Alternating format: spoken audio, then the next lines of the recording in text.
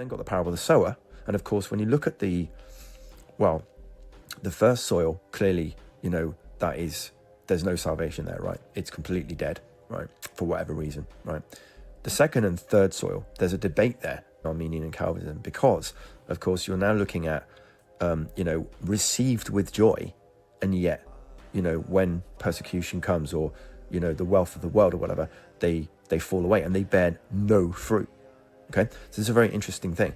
If you're saying that you bear no fruit, then my argument is that you never knew the Lord, because when you're bought with a price and you are your Holy Spirit is a master now, however small your faith is, however small your faith is, there is going to be something that you do which is now coming from that place of that reborn heart, right?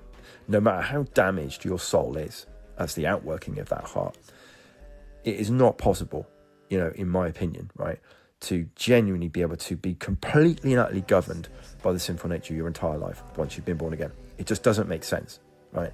It can't make sense, because you're not a slave to the sinful nature anymore. You know what it is, but you do also know, even if it's the tiniest degree, the fruits of the Spirit will be manifest in you in some way, whether it's, a good act like patience, or, gratitude, or supporting somebody, or compassion, whatever it might be.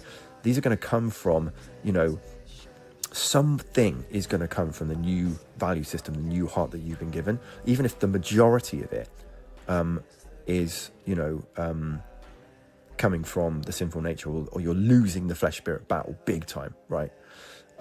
So the kind of Arminian view on the second and third soil is that basically, you were saved, but then you basically fell away and lost your salvation, right? So it's another one of the Arminian viewpoints.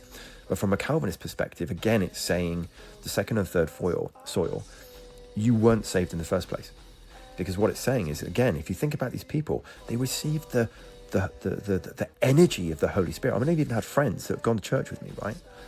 And they've witnessed the energy of the Holy Spirit, and they've legged it. So they've witnessed the power of the Holy Spirit, and yet they were not saved at that point. So the second and third soil, and these other scriptures we're talking about, it's more than adequate, it's more than simple that you could be in a church environment, in a spiritual environment, witnessing and even feeling the outworks of the Holy Spirit, and yet you're not saved. So you saw it and witnessed it, but you were never saved. So therefore, when persecution comes, or when the choking of the wealth and everything else comes along that you feel drawn into, of course that takes over and you disappear. But you were never saved in the first place.